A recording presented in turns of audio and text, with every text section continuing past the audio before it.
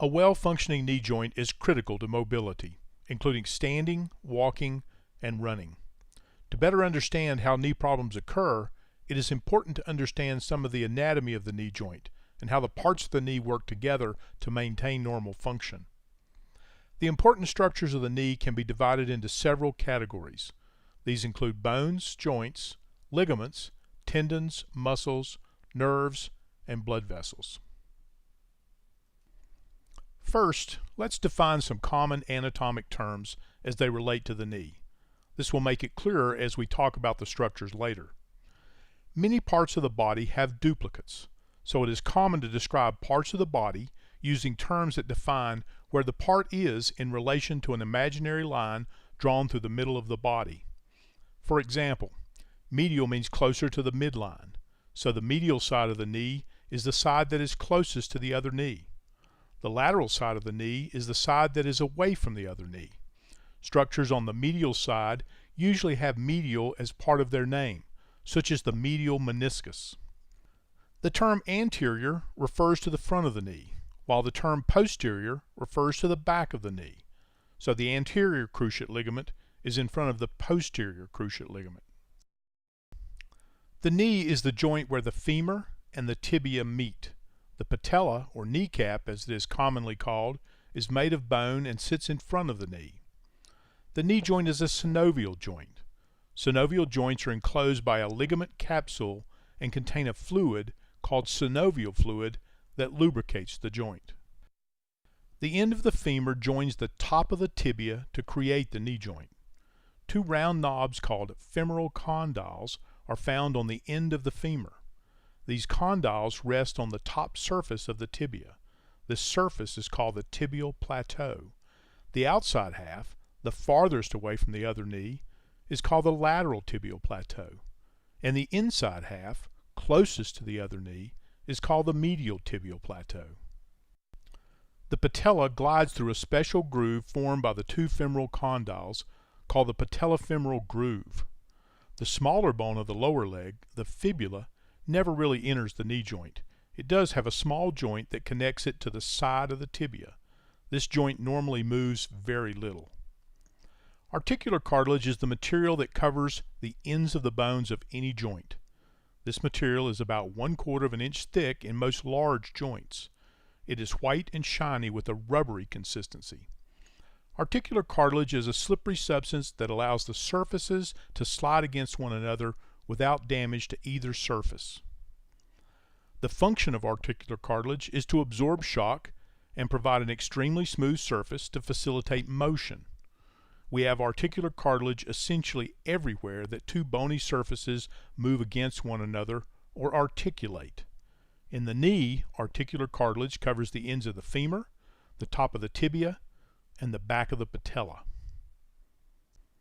Ligaments are tough bands of tissue that connect the ends of bones together. Two important ligaments are found on either side of the knee joint. They are the medial collateral ligament, or MCL, and the lateral collateral ligament, or LCL. Inside the knee joint, two other important ligaments stretch between the femur and the tibia. The anterior cruciate ligament, or ACL, in front, and the posterior cruciate ligament, or PCL, in the back. The MCL and the LCL prevent the knee from moving too far in the side-to-side direction. The ACL and the PCL control the front-to-back motion of the knee joint. The ACL keeps the tibia from sliding too far forward in relation to the femur. The PCL keeps the tibia from sliding too far backward in relation to the femur. Working together, the two cruciate ligaments control the back and forth motion of the knee. The ligaments, all taken together, are the most important structures controlling the stability of the knee. Two special types of ligaments, called menisci, sit between the femur and the tibia. These structures are sometimes referred to as the cartilages of the knee. But the menisci differ from the articular cartilage that covers the surface of the joint. The two menisci of the knee are important for two reasons. One, they work like a gasket to spread the force from the weight of the body over a larger area. And two, they help the ligaments with stability of the knee. Imagine the knee as a ball resting on a flat plate. The ball is the condyles of the femur, and the plate is the tibial plateau.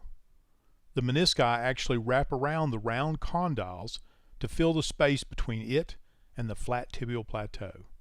The menisci act like a gasket, helping to distribute the weight from the femur to the tibia.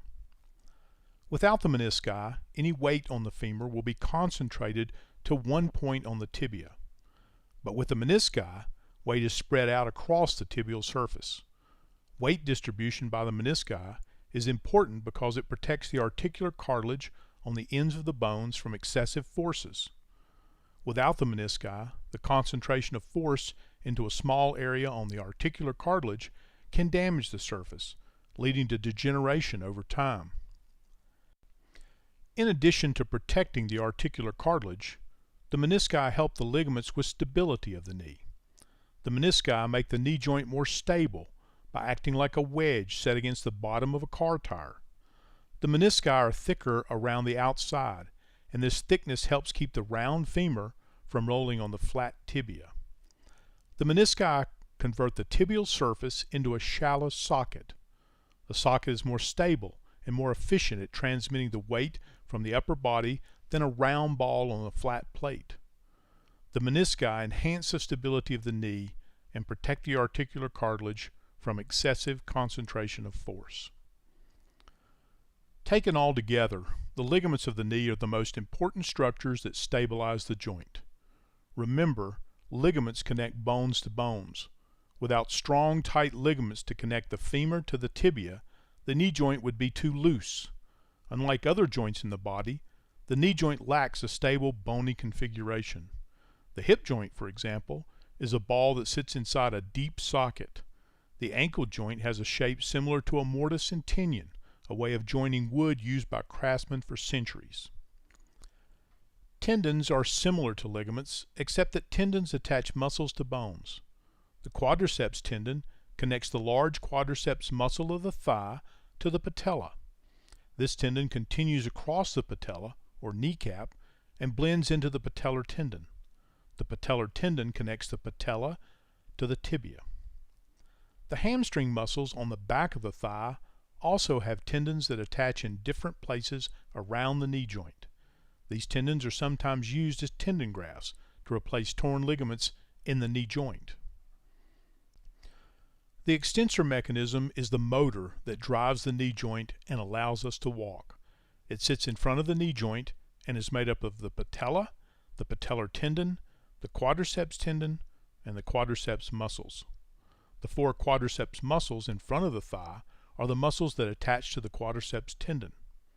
When these muscles contract, they straighten the knee joint, such as when you get up from a squatting position.